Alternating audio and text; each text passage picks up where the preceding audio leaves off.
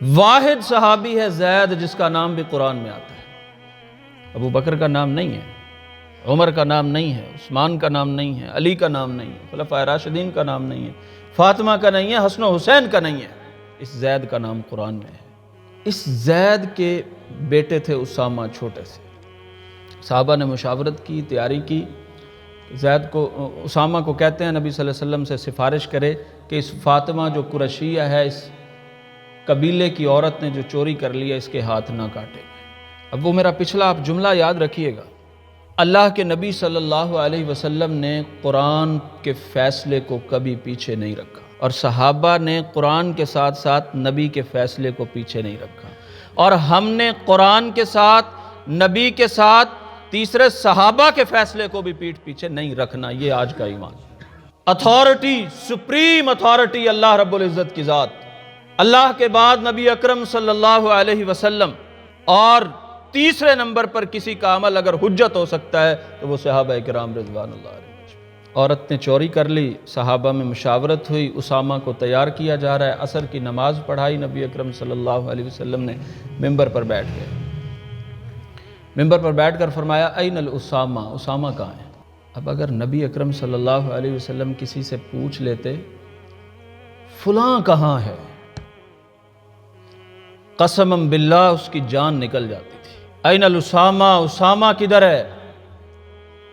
پیچھے بیٹھے ہیں، گرتے پڑتے آگے آئے، سامنے کھڑے ہو گئے، چہرہ مبارک پر نظر پڑی، گلاب جیسا چہرہ، پیشانی پر سلوٹیں پڑی ہوئی، غصے کے آثار نمایاں ہیں۔ فرمایا اسامہ اتشفع من حدود اللہ، تم اللہ کی حدود میں سفارش کرنے کی بات کرتے ہو؟ سنو، لو کانت فاطمۃ بنت محمد سرقت لقطعت یداہا، یہ تو فاطمہ ہے، مخزومیہ ہے، قریشیہ ہے، اگر محمد کی بیٹی فاطمہ بھی چوری کرتی تو محمد اس کے بھی ہاتھ کاٹ دیتا، صلی اللہ علیہ وسلم۔ یہ ہے وہ شریعت جو آسمان سے نبی اکرم صلی اللہ علیہ وسلم لے کے آئے۔ اللہ کی حدود پر کمپرومائز نہیں ہے۔ اسی طرح نبی اکرم صلی اللہ علیہ وسلم کے فرمان پر بھی کمپرومائز نہیں ہے، کیا ہی نہیں جا سکتا۔ جو کرے گا ایمان خارج ہے۔ اس کے پاس جتنا بڑا مولوی ہو، جتنا بڑا عالم ہو، جتنا بڑا اسکالر ہو، جتنا بڑا امام ہو، جتنا بڑا فقیہ ہو، جتنا بڑا محدث ہو، کچھ بھی ہو، امام کائنات نے جو دین دے دیا ہے وہ مکمل ہے، اور رسول اللہ کی بات پر کسی کی بات جو لے کے آئے گا وہ ایمان سے جائے گا۔ انبیاء کے بعد، نبی اکرم صلی اللہ علیہ وسلم کی ذات مبارکہ کے بعد کائنات کے عظیم شخص کا نام کیا ہے؟ حضرت ابو بکر صدیق رضی اللہ تعالی عنہ۔ کیا نام ہے؟ حضرت ابو بکر صدیق رضی اللہ تعالی عنہ۔ ذرا 2-3 بار نام لے، کیا نام ہے جی؟ ابو بکر صدیق رضی اللہ تعالی عنہ۔ انشاءاللہ اس کا آپ کو اجر مل رہا ہے، جو آپ نام لے رہے ہیں، یہ پاک باز ہستیوں کا نام لے رہے ہیں، اس کا بھی اجر مل رہا ہے۔ آپ کا دور خلافت ہے، عہد ہے، ایک خاتون کو لایا جاتا ہے، گواہ بھی مل جاتے ہیں، سارا کچھ ہو جاتا ہے۔ حضرت ابو بکر صدیق اس مجلس میں موجود ہیں اور اس کو رجم کرنے کا فیصلہ کیا، پتھر مار مار کے اس کو مار دیا، لے جایا جا رہا ہے۔ راستے سے جناب علی المرتضیٰ رضی اللہ تعالیٰ عنہ آ رہے ہیں۔ میرا جملہ یاد رکھیے گا کہ نبی کی بات پر کسی اور کی بات نہیں آ سکتی۔ دور صدیق ہے، امام کائنات صلی اللہ علیہ وسلم کے بعد کائنات کے عظیم انسان مسند خلافت پر ہیں، ایک خاتون کو رجم کرنے کے لیے ان کے اذن سے لے جایا جا رہا ہے، سامنے سے علی المرتضیٰ آ رہے ہیں، پوچھا کہاں لے جا رہے ہو؟ کہا علی اس نے فلاں فلاں جرم کیا اور اس کو رجم کرنے کے لیے لے جا رہے ہیں۔ کس نے کہا تمہیں؟ امیر المومنین جناب ابو بکر صدیق رضی اللہ تعالیٰ عنہ کی بارگاہ میں فیصلہ ہو، کہا اس کو واپس لے آؤ۔ جناب ابو بکر صدیق کے پاس علی المرتضیٰ لے آئے، اس خاتون کو پوچھا امیر المومنین آپ نے اجازت دی؟ جی۔ فرمایا آپ کی اجازت اپنی جگہ موجود ہے، ٹھیک ہے، لیکن معاملہ یہ ہے کہ نبی اکرم صلی اللہ علیہ وسلم کا ایک فرمان میں آپ کو سناتا ہوں، اس کے بعد آپ جو فیصلہ مرضی۔ ایک بات یاد رکھیے گا، لازمی نہیں تھا کہ نبی صلی اللہ علیہ وسلم کا ہر فرمان ہر صحابی کو یاد ہو۔ کسی موقع پر کوئی صحابی نہیں ہوتا تھا، کوئی اور سن لیتا تھا۔ فرمایا امیر المومنین امام کائنات صلی اللہ علیہ وسلم نے فرمایا رفعت الاقلام عن الثلاث، 3 قسم کے لوگوں پر حد جاری نہیں ہوتی، شریعت کا نفاذ نہیں ہوتا۔ النائم حتی یستیقظ، سویا ہوا یہاں تک کہ وہ بیدار نہ ہو جائے، سویا ہوا آدمی ہے اس پر آپ حد جاری نہیں کر سکتے۔ بچہ جب تک وہ بالغ نہ ہو جائے اس پر حد جاری نہیں ہوتی۔ اول مجنون، ذہنی طور پر پاگل آدمی، اس پر حد جاری نہیں ہوتی۔ امیر المومنین میں جانتا ہوں یہ عورت مجنون ہے، پاگل ہے، اور نبی اکرم صلی اللہ علیہ وسلم کے فرمان کے مطابق اس پر حد جاری نہیں ہوتی۔ منصب خلافت ہے، رسول اللہ کا ممبر ہے، رسول اللہ کا مصلی ہے، رسول اللہ کی رشتہ داری ہے۔ امام کائنات نے کئی بار فرمایا کہ میں سب کے احسانات کا بدلہ دنیا میں دے چکا ہوں، ابو بکر کے احسانات کا بدلہ نہیں دے سکتا۔ سب فرامین کے باوجود فوراً فرمایا علی مجھے اس حدیث کا علم نہیں تھا، نبی کریم کا فرمان آ گیا، اس عورت کو چھوڑ دو، اس پر کوئی حد جاری نہیں ہو۔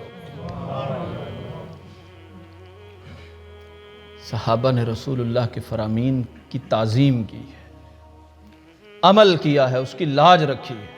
عمر فاروق رضی اللہ تعالیٰ عنہ، یہ بھی بخاری و مسلم کی روایت ہے، ایک بار کہتے ہیں میں تورات کا نسخہ پڑھ رہا تھا، تورات کا نسخہ پڑھ رہا، میری نظر پڑی امام کائنات صلی اللہ علیہ وسلم کے چہرے پر۔ عموماً ایسے موقعوں پر امام کائنات کا چہرہ متغیر ہو جاتا تھا، ورنہ وہ چہرہ کبھی متغیر نہیں ہوا تھا، اس سے خوبصورت تر و تازہ چہرہ اللہ نے کوئی بنایا ہی نہیں ہے۔ خوبصورتی جہاں آ کر ختم ہو جاتی تھی وہ امام کائنات کا روح مبارک تھا۔ چہرہ ہے کہ انوار دو عالم کا صحیفہ، آنکھیں ہیں کہ بحرین تقدس کے نگی ہیں، ماتھا ہے کہ وحدت کی تجلی کا ورق ہے، ابرو ہے کہ قوسین شب قدر کھلے ہیں۔ محمد کی یہ باتیں طوبا کی چٹکتی ہوئی کلیاں، محمد کے خطبے ساون کے امڑتے ہوئے دریا۔ امام کائنات کے چہرہ مبارک کا کوئی مقابلہ کر ہی نہیں سکتا۔ حسان بن ثابت نے کہا تھا وَأَحْسَنُ مِنْكَ لَمْ تَرَ قَطُّ عَيْنِي، آپ سے خوبصورت چہرہ میری آنکھ نے دیکھا ہی نہیں۔ وَأَجْمَلُ مِنْكَ لَمْ تَلِدِ النِّسَاءُ، اور آپ سے خوبصورت بچہ کسی ماں نے جنم دیا ہی نہیں۔ وَأَحْسَنُ مِنْكَ لَمْ تَرَ قَطُّ عَيْنِي، نون کے بعد یا ہے، اس سے بات تکلم میں آ جاتی ہے، میری آنکھ نے نہیں دیکھا۔ اگر یہ شعر میرا ہوتا تو میں یہاں عینی کی بجائے نون پر تنوین دیتا، عینن کہتا، کہ آپ سے خوبصورت چہرہ کسی آنکھ نے نہیں دیکھا۔ حسان بن ثابت کی آنکھ نے تو نہیں دیکھا، کسی آنکھ نے بھی نہیں دیکھا۔ چہرہ مبارک پر سلوٹیں پڑ گئیں، تورات کا نسخہ عمر فاروق کے ہاتھ میں ہے۔ آپ صلی اللہ علیہ وسلم نے فرمایا اے عمر تم تورات کی تلاوت کر رہے ہو، اگر آج کے دور میں خود موسیٰ علیہ السلام بھی آ جائیں تو لَظَلَلْتُمْ عَنْ سَوَاءِ السَّبِيلِ، اگر موسیٰ علیہ السلام کے راستے پر تم چلنے لگ جاؤ، موسیٰ علیہ السلام موجود ہوں، تو میں تمہیں آج واضح طور پر بتا رہا ہوں کہ لَظَلَلْتُمْ عَنْ سَوَاءِ السَّبِيلِ، تم سیدھے راستے سے بھٹک جاؤ۔ ایک بار نہیں کئی بار نبی اکرم صلی اللہ علیہ وسلم نے فرمایا لَوْ كَانَ بَعْدِي نَبِيًّا لَكَانَ عُمَرٌ، میرے بعد اگر کوئی نبی ہوتا تو وہ عمر نبی ہوتے۔ ایسے ملہم شخص، ایسے عظیم آدمی، لیکن امام کائنات کی پیروی میں، آپ کے تعلق میں سچے لوگ تھے، کھرے لوگ۔ آپ نے ایک بار عمر کا ہاتھ پکڑا، باہر لے جا رہے ہیں رضی اللہ تعالیٰ عنہ۔ عمر ہم سے کتنا پیار کرتے ہو۔ اسلام کی کامیابی کی ضمانت یاد رکھیے یہ ہے کہ یہ لوگ سچے تھے، آج کے مسلمان کی طرح منافق نہیں تھے۔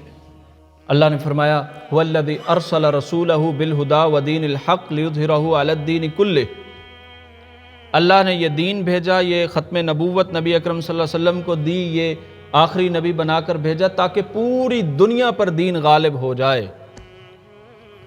حضور رسالت مآب صلی اللہ علیہ وسلم کے دور میں تو دین جزیرہ عرب سے بھی نہیں نکلا تھا۔ دین کا غلبہ اس وقت ہوا جب سپر طاقتیں ٹوٹیں، روم ٹوٹا، ایران ٹوٹا، اور وہ جناب عمر فاروق کے دور میں ٹوٹا تھا۔ روم بھی فتح ہوا تھا، ایران بھی فتح ہوا تھا۔ یہ میں آپ کو بتا رہا ہوں کہ یہ سچے لوگ تھے، کھرے لوگ تھے، ظاہر باطن ان کا یکساں تھا، منافقت نہیں تھی، ظاہر کچھ کہنا باطن کچھ کہنا ایسا نہیں تھا۔ حضور نے ہاتھ پکڑا، عمر کتنا پیار کرتے ہو؟ یا رسول اللہ بڑا پیار۔ فرمایا کتنا؟ یا رسول اللہ سب سے زیادہ، بیوی سے زیادہ، بچوں سے زیادہ، کائنات سے زیادہ، سب انسانوں سے زیادہ۔ اب امام کائنات کچھ کھوج رہے تھے،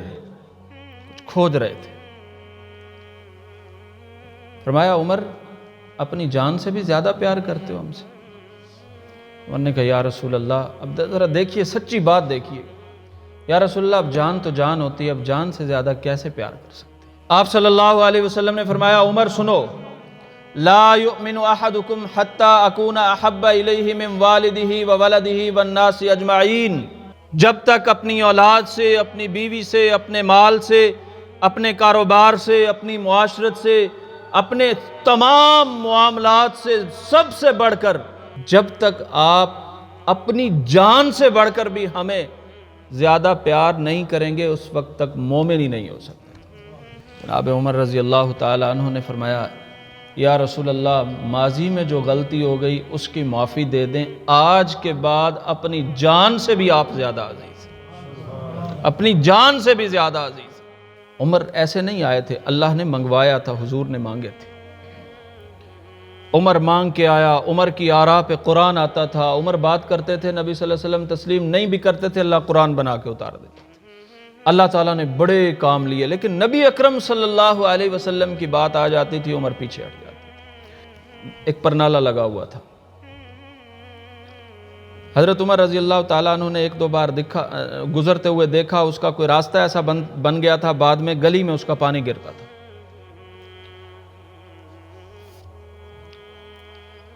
حضرت عمر نے اس کو اکھڑوا دیا۔ بعد میں نبی اکرم صلی اللہ علیہ وسلم کے چچا جناب عباس رضی اللہ تعالی عنہ نے کہا عمر آپ کو پتہ ہے یہ پرنالہ اس جگہ کس نے لگوایا تھا؟ مجھے نہیں معلوم۔ فرمایا یہ پرنالہ اس جگہ محمد الرسول اللہ نے لگوایا تھا صلی اللہ علیہ وسلم۔ اس وقت اگرچہ یہ راستہ نہیں تھا اس طرح سے، پلٹ کے آئے، وہ مٹی کا وہ گارا بنوایا، الٹے ہو کے کھڑے ہو گئے اور اپنی پشت پر جناب عباس کو چڑھا کے کہا بالکل اسی جگہ پر لگا دو جہاں سے اکھاڑا تھا، جہاں میرے نبی نے جس چیز کو نصب کر دیا عمر اس کو نہیں ہٹا سکتا۔ نبی کے فعل کا بھی احترام، نبی کے قول کا بھی احترام ابو بکر و عمر نے کیا، عثمان نے کیا، علی نے کیا، صحابہ نے کیا، بے شمار ائمہ اربعہ نے کیا، امام ابو حنیفہ نے کیا، امام مالک نے کیا، امام شافعی نے کیا، احمد ابن حنبل رحمہ اللہ نے کیا۔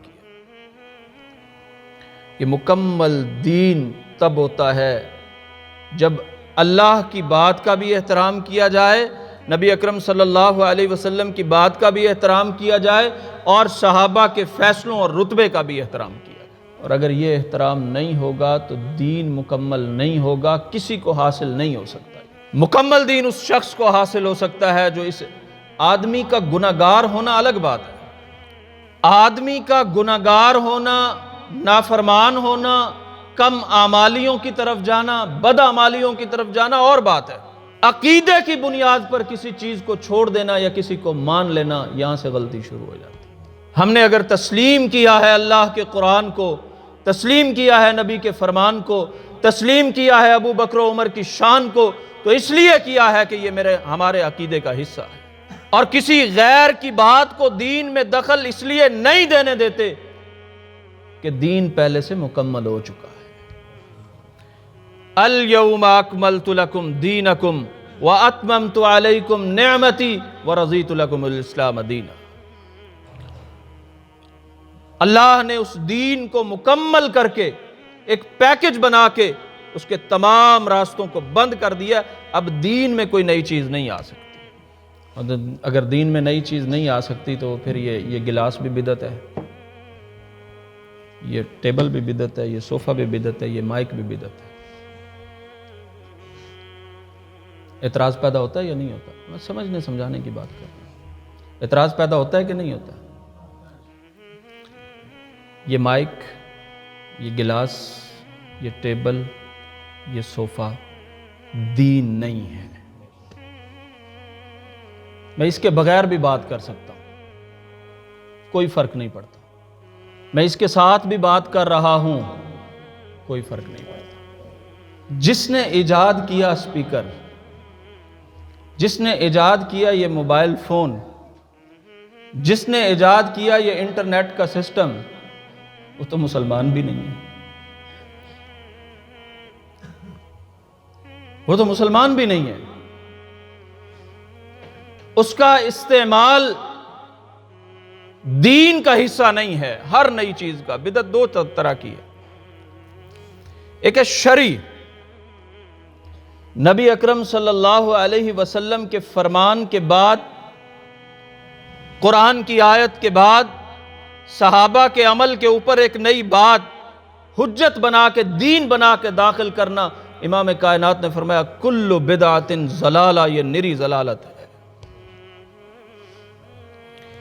ایک ہے بدعت، ہر نئی چیز کو بدعت کہتے ہیں، عربی زبان میں ہر نئی چیز کو بدعت کہتے ہیں۔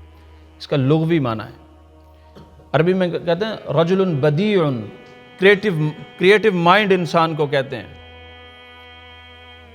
جو تخلیقی ذہن رکھتا ہو، نئی نئی چیزیں سوچ سکتا ہو، اس کو رجل بدیع کہتے ہیں، بڑا کریٹو مائنڈ آدمی ہے۔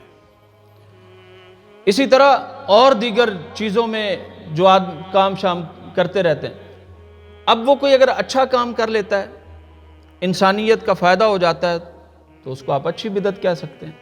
اللہ کے قرآن میں، نبی کے فرمان میں، صحابہ کے عمل میں کسی نئی چیز کو دین بنا کے داخل کرنا یہ حرام ہے۔ اسی کو نبی کریم نے فرمایا کہ یہ حرام ہے۔ کل بدعت ضلالہ، یہ امام کائنات کا فرمان۔ اس پیکج میں، اس بند دین سے دو چیزیں اگر انسان کے پاس ہیں، دو چیزیں انسان کے پاس ہیں تو وہ کامل ہے، اگر دو چیزیں نہیں ہیں تو اس کو کچھ بھی فائدہ نہیں ہوگا۔ یہ جو تحفظ والا دین ہے نا، اب ہم بات عموماً کرتے ہیں حدیث یہ ضعیف ہے، یہ صحیح ہے، یہ کیوں ہے۔ میں آج جمعے میں بھی بات کر رہا تھا، نبی کریم صلی اللہ علیہ وسلم کے فرامین اور قرآن پاک ایک بہتا ہوا چشمہ ہے ہمارے سامنے، چشمہ صافی ہے اسلام۔ عالم دین کا کام یہ ہے کہ اس کے کنارے پر کھڑے ہو کر اس چشمے سے بھر کے امت کو پلائے۔ اس کے لیے ضروری ہے کہ پہلے اس قابل ہو کہ وہ اس چشمے سے بھر بھی سکتا ہو، وہ یہ دیکھے کہ اس چشمے سے بھر کیا رہا ہے، محبت بھر رہا ہے یا نفرت بھر کے پلا رہا ہے کسی کو۔ اگر وہ محبت پلا رہا ہے تو وہ دین پر عمل کر رہا ہے، اگر اس چشمے سے وہ نکال کر کفر کے فتوے بانٹ رہا ہے تو وہ نبی کے مشن پر نہیں ہے۔ آج کے دور میں دلائل دے کر کسی کو دور بھگانے کی بجائے دلائل دے کر قریب کیجیے۔ مسلکوں اور ان تفرقوں کی لڑائیوں نے قسم باللہ اسلام کا بڑا نقصان کیا، بڑا نقصان کیا۔ کل میں ایک سفر سے آیا لاہور، میں سوچ رہا تھا فرانس نے کہ وہ بدنام زمانہ چارلی ایبڈو نے نبی کریم صلی اللہ علیہ وسلم کی اہانت اور توہین کی، وہ خاکے شائع کیے اور چلائے انہوں نے ادھر بڑی سکرین لگا کے۔ باہر نکلا، باہر بڑی زبردست قسم کی چراغاں ہوئی، بڑی شاندار قسم کی، قسم باللہ میرا دل اور بیٹھ گیا۔ تمہارے نزدیک ٹھیک بھی ہوگا، تمہارے پاس اس کے دلائل بھی ہوں گے، یارو ذرا دیکھو تو صحیح دنیا میں حضور کے ساتھ دنیا کر کیا رہی ہے، تم جشن منانے نکلے۔ جشن منانے نکلے. ایک گستاخ رسول امام کائنات کے سامنے آ کر بیان کیا گیا، یا رسول اللہ، عبد الرحمن ابن اختل آپ کی گستاخی کیا کرتا تھا، کعبہ کے غلاف سے لٹکا ہوا ہے. امام کائنات نے فرمایا اقتلوا ولو باستار الکعبہ، اسے قتل کر دو چاہے وہ کعبہ کے استار سے ہی کیوں نہیں لٹکا. فرانسیسی قوم کہتی ہے ہم نے خاک شائع کیے بھی ہیں، کریں گے بھی صحیح. کم از کم اس بار احتجاجاً اس چراغاں کو نہیں ہونا چاہیے تھا مسلم ورلڈ میں، احتجاجاً کم از کم نہیں ہونا چاہیے. ہر طرف سے دل چھلنی ہو جاتا ہے کہ اب نبی کریم صلی اللہ علیہ وسلم کے نام کی مالا جپنے والے، محبت کی بات کرنے والے، تعلق کی بات کرنے والے، وہ ہم محبت کی بات کر لیتے ہیں، وہ عشق کی بات کر لیتے ہیں. سبھی ہم رسول اللہ صلی اللہ علیہ وسلم کے فدایان ہیں، امتی ہیں، غلام ہیں، غلاموں کے غلام ہیں، نوکروں کے نوکر ہیں، سب کچھ ہیں، لیکن ہمارے عہد میں رسول اللہ کی اہانت ہو رہی ہے. ہمارے عہد میں رسول اللہ کی اہانت ہو رہی ہے. یہ بہت افسوس کا مقام ہے. ان پہلوؤں سے سوچنے کی ضرورت ہے. گستاخیاں ہو رہی ہیں دنیا میں رسول اللہ صلی اللہ علیہ وسلم کی، اور ہم یہاں یہ دلائل تراش رہے ہیں اس مسجد کے مولوی کو نیچے کیسے دکھانا. وہ کہتا ہے اس مسجد کے مولوی کو نیچے کیسے دکھانا. بہت بہت عجیب و غریب کیفیت ہے. یہ وہ موقع ہوتے ہیں جب مسلمان قوم اتحاد کا ثبوت دیتی ہے. یہ وہ موقع ہوتے ہیں جہاں اکٹھے مل کر کوئی لائے عمل بنایا جاتا ہے.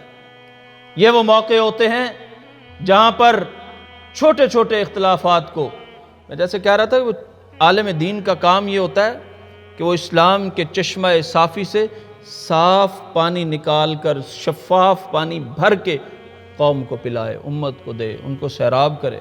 رسول اللہ صلی اللہ علیہ وسلم نے جو دین، زیادہ ٹائم تو نہیں ہو گیا، رسول اللہ صلی اللہ علیہ وسلم نے جو دین ہمیں دیا وہ بالکل صاف شفاف دین تھا، بالکل صاف تھا.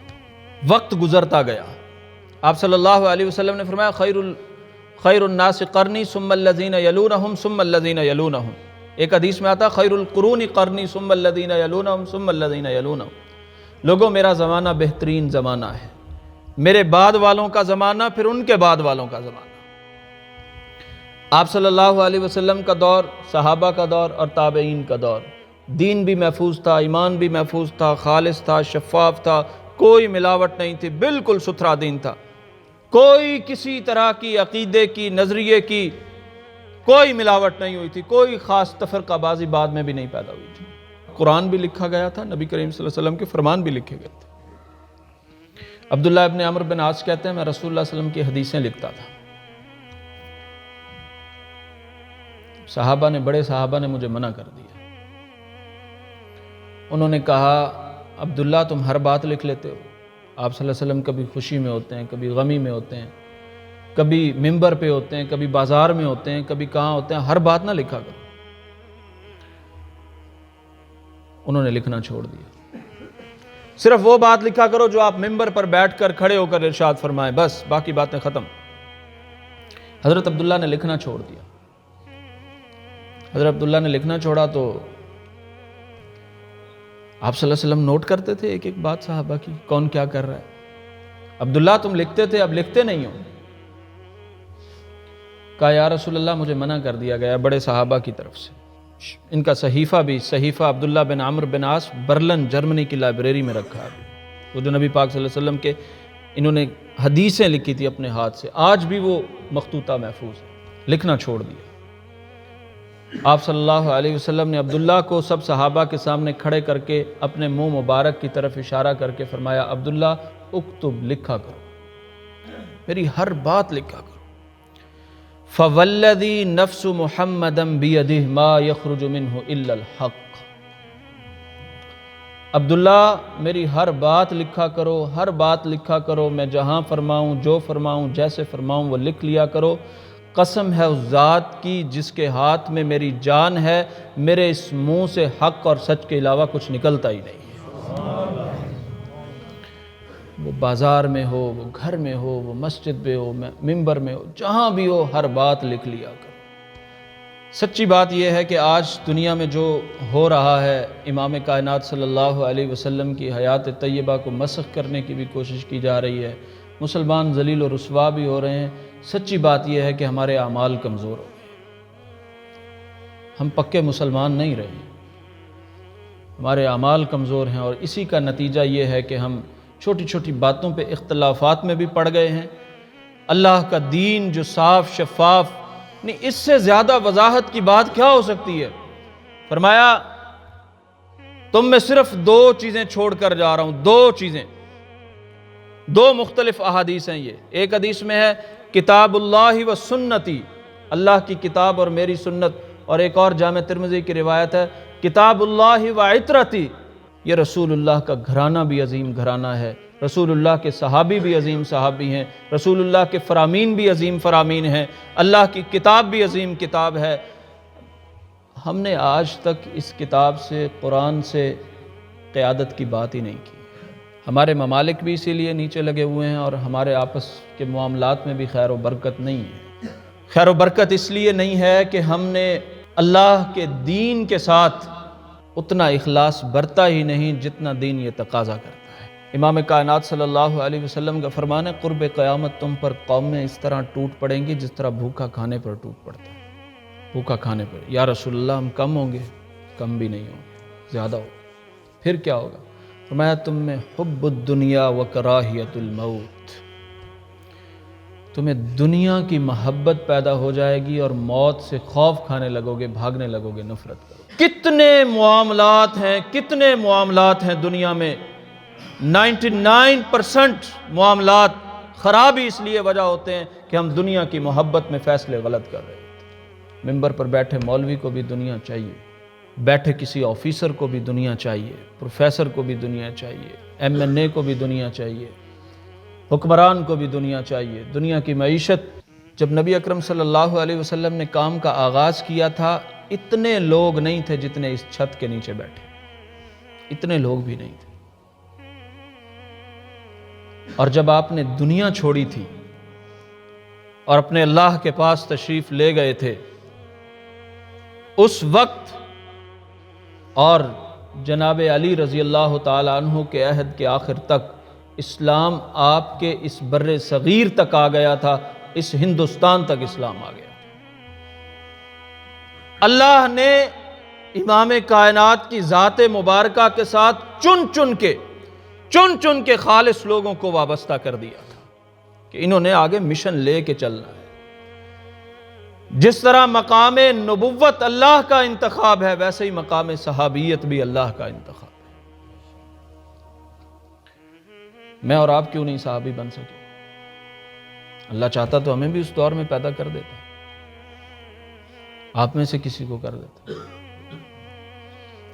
یہ ارواح، یہ روحیں، قرآن پاک نامہ پارا ہے، یہ اللہ نے پہلے سے اللہ کے پاس موجود ہے، علم معلوم ہے سب کچھ کہ کس نے کیا کرنا ہے، کیسے کرنا ہے، کیا کرے گا، اس کو خود مختار تو میں نے بنانا ہے۔ اللہ نے نبوتوں کا بھی انتخاب فرمایا ہے اور اللہ نے صحابہ کا بھی انتخاب فرمایا ہے۔ جس طرح اللہ نے قرآن اتارا ہے ویسے ہی احادیث مبارکہ اتری ہیں۔ ما ينطق عن الهوى ان هو الا وحی یوحی، امام کائنات نے کوئی ایک لفظ حدیث کا بھی اپنی طرف سے نہیں فرمایا، اس وقت تک نہیں بولتے تھے جب اللہ کا حکم نہ ہو جاتا۔ قرآن بھی اللہ کا انتخاب، نبوت بھی اللہ کا انتخاب، صحابہ بھی اللہ کا انتخاب، اور صحابہ کے افعال بھی اللہ کا انتخاب۔ نہ رسول اللہ نے اللہ کے قرآن پر کبھی بات کی اور نہ صحابہ نے کبھی رسول اللہ پر بات کی، اور نہ بعد کے کسی مسلمان کو حق پہنچتا ہے کہ ان تینوں میں سے کسی پر بات کرے۔ یہ ہے کامل دین، یہ ہے وہ چشمہ صافی۔ اب ضرورت اس بات کی ہے کہ علماء کرام کو یہ کام کرنا چاہیے کہ اس چشمہ صافی تک پہنچنے کے لیے پہلے اپنے آپ کو قابل بنائیں۔ افسوس کی بات یہ ہمارے ہاں 2 مرلے کے دارالعلوم کھل گئے ہیں، 2 سال کے 4 سال کے کورسز شروع ہو گئے ہیں۔ وہ 4 تقریریں اور خوبصورت سر، آواز اچھی ہونی چاہیے، شعر اچھے پڑھتا ہو بندہ، وہ عالم سمجھا جاتا ہے۔ یہ المیہ ہے، اور یہ المیہ آپ کو صرف دینی فیلڈ میں ملے گا، کہیں نہیں ملے گا۔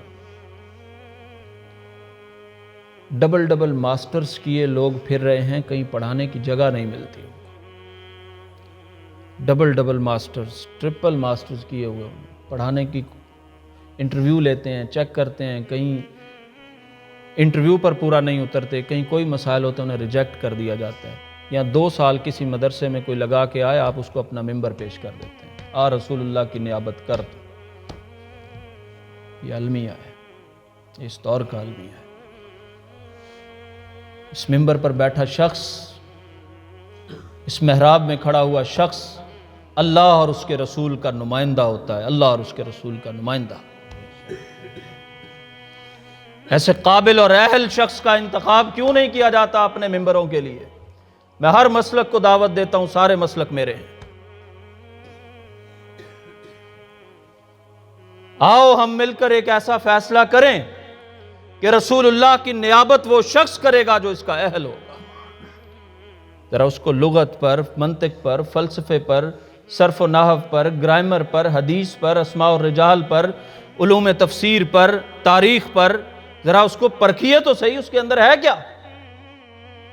2 شعر 2 آیتوں کے ترجمے، اور وہ رسول اللہ کی نیابت کر رہا ہے، اتنا بڑا علم اس کی بات کر رہا ہے۔ یہ نقصان ہو رہا ہے، دین کا نقصان ہو رہا ہے۔ کوئی اپنی چھوٹی سی اکیڈمی کا نقصان نہیں کرتا، چھوٹے سے سکول کا نقصان نہیں کرتا۔ گورنمنٹ ٹیچر لگنے کے لیے کتنے پاپڑ بیلنے پڑتے ہیں، یا رسول اللہ کا نمائندہ لگنے کے لیے کسی اہلیت کی ضرورت نہیں ہے۔ وہ چشمہ صافی موجود ہے، وہ قرآن، وہ نبی کا فرمان، وہ صحابہ کی سیرت، وہ کردار، وہ کریکٹر، وہ جہاد، وہ رسول اللہ کا دور، وہ جو آپ نے صفا کا چبوترا بنایا، وہاں صحابہ تیار کیے، وہ دین کی محنت، وہ علماء، سارا وہ چشمہ صافی موجود ہے۔ یہاں اچھے لوگوں کو کھڑا کرنے کی ضرورت ہے، قابل اہل لوگوں کو، جو اس دین سے محبت نکالیں، دین نکالیں، سنت نکالیں، طریقہ نکالیں، جنت کا راستہ نکالیں، اختلافات نہ نکالیں۔ ضرورت اس بات کی ہے کہ وہاں سے آپ لوگوں کو دین نکال کر قوم کو دیں۔ قوم پیاسی ہے، قسم باللہ میں نے دیکھا ہے، دین کی طرف اگر کوئی سچی دعوت دینے والا ہو، قوم تیار بیٹھی ہے، لوگ تیار بیٹھے۔ ہمیں اس سر میں، اس انداز میں بات کہنے کا آج تک بہت کم لوگوں کو سلیقہ آیا ہے جو رسول اللہ کا طریقہ تھا۔ اب اس دین کو پہلے تو نکالنے کا اہل ہو، پھر اس دین کو نکالے اور قوم کے پاس پہنچائے۔ ایسے علماء 2 سال میں، 4 سال میں، 8 سال میں، 10 سال میں بھی نہیں تیار ہوتے۔ ایک زندگی لگتی ہے، طویل وقت لگتا ہے، طویل سفر کرنے پڑتے ہیں، خاکیں چھاننی پڑتی ہیں در در کی۔ امام بخاری کی کتاب کو اصح الکتب بعد کتاب اللہ کیوں کہا جاتا ہے؟ بخاری سارے، کوئی اس کا انکار نہیں کر سکتا۔ کیوں کہتے ہیں؟ انہوں نے اپنی ساری زندگی رسول اللہ کی احادیث کے لیے وقف کر دی تھی۔ امام بخاری کے آج ایک استاد کا میں ذکر کر رہا تھا، کئی استاد ہیں، وہ اپنے جس استاد سے حدیث لیتے تھے حماد سے لی، بالفرض ایک ان کے استاد کا نام ہے حماد، انہوں نے استاد حماد سے حدیث لی۔ یہ حماد کون ہے؟ کس کا بیٹا ہے؟ کیا کرتا ہے؟ نمازی بھی ہے کہ نہیں ہے؟ قرآن بھی اس کو آتا ہے یا نہیں آتا؟ کاروبار کا معاملہ کیا ہے اس کا؟ پوری اس کی زندگی کی چھان پھٹک کرنے کے بعد اس سے امام بخاری حدیث لیتے ہیں۔ اس حماد کا استاد کون ہے؟ اس کا استاد کون ہے؟ اس کا استاد کون ہے؟ پھر اس کا استاد فلاں صحابی ہے، اس صحابی نے رسول اللہ سے یہ حدیث سنی ہے۔ ایک سلسلے کے بعد ایک کے بعد دوسرا، قال حدثنا فلاں، حدثنا فلاں، حدثنا فلاں، ایک پوری کڑی سے کڑی جوڑ کر رسول اللہ تک پہنچ کر وہاں سے حدیث لے کر آتے تھے۔ یہ امام بخاری نے کام کیا، یہ امام مسلم نے کام، یہ امام ترمذی نے کیا، ابن ماجہ نے کیا، ابو داؤد نے کیا، امام مالک نے کیا، احمد ابن حنبل نے کیا۔ اس طرح اللہ کا دین محفوظ ہوا ہے، اس طرح اللہ کی شریعت محفوظ ہوئی ہے۔ میں نے آپ کو بتایا نا، نبی پاک صلی اللہ علیہ وسلم نے فرمایا خیر الناس قرنی، میرا دور بہتر ہے، کوئی خرابی نہیں کر سکے گا اس میں، میرے بعد کا دور، اس کے بعد کا دور۔ اور نبی پاک صلی اللہ علیہ وسلم کے دور میں لکھے ہوئے صحیفے آج بھی، حضرت عائشہ حدیثیں لکھتی تھیں، حضرت ابو ہریرہ حدیثیں لکھواتے تھے، ان کے شاگرد تھے، حمام بن منبہ ان کا نام تھا، حضرت عبداللہ بن عمرو بن عاص حدیثیں لکھتے تھے، ایک صحیفہ حضرت علی کے پاس تھا، اس طرح ابو سعید خدری کے پاس تھا۔ یہ تمام صحائف نبی کریم صلی اللہ علیہ وسلم کے احادیث کے آج بھی موجود ہیں، آج بھی لائبریریوں میں پڑے ہوئے ہیں۔ تو قرآن بھی محفوظ ہے، احادیث بھی محفوظ ہیں، صحابہ کی سیرت بھی محفوظ ہے۔ ایسے سچے کھرے علماء وقت کی ضرورت ہیں جو صرف اللہ سے ڈرتے ہوں، کسی کا ان کے دل میں خوف نہ ہو، کسی کی محبت نہ ہو، کسی ایجنڈے پر نہ ہو، کسی کے لیے جھکتے نہ ہو، کسی کے لیے مرتے نہ ہو، کسی کے لیے جیتے نہ ہو۔ ان کی زندگی کا مقصد اللہ کی رضا ہو اور رسول اللہ کا دین دنیا میں پھیلانا ہو۔ ایسے خطباء، ایسے ائمہ، ایسے علماء، ایسے سکالرز وقت کی ضرورت ہے، اور ایسے سکالرز پیدا کرنے میں آپ اپنے معاشرے کی، سچے علماء کی، کھرے لوگوں کی جو اس سلسلے میں کام کر رہے ہیں ان کی مدد کریں، معاونت کریں۔ اپنے بہترین زرخیز بچے، اچھے دماغ اور اچھے فکر والے بچے، جس طرح آپ میڈیکل میں بھیجتے ہیں، انجینئرنگ میں بھیجتے ہیں، جس طرح آپ ان کو دیگر تعلیمی اداروں میں بھیجتے ہیں، اسی طرح اللہ کے دین کے لیے وقف کیجئے، ان کے کیریئر کا خیال کیجئے۔ احسان الہی ظہیر رحمۃ اللہ علیہ پڑھتے گجرانوالا میں تھے، گھر سیالکوٹ میں تھا، روزانہ صبح کے وقت بھی کھانا، شام کے وقت بھی ماں پکا کے وہاں سے بھیجا کرتی تھی کہ اللہ کے دین کا مجاہد تیار ہو رہا ہے، اللہ کے دین کا داعی تیار ہو رہا ہے۔